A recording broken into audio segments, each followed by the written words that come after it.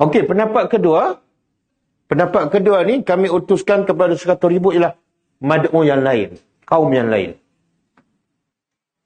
Yang kaum asal tu, yang Nabi Yunus tinggal, dah beriman.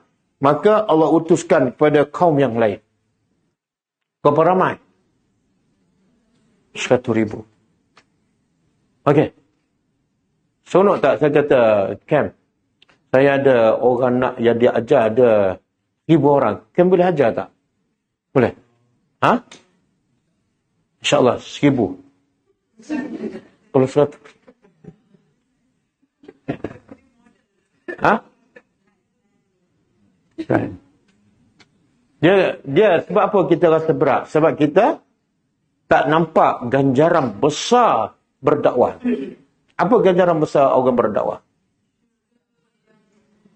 Kalau kita mengajar orang tu berubah, beriman, dia dapat lebih baik daripada unta merah.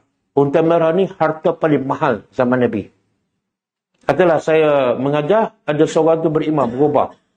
Di sisi Allah saya akan dapat lebih mahal daripada nilai Porsche. Wow, tapi tak buat pun.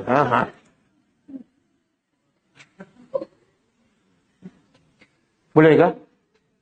Subhanallah. Ni, nikmat ni.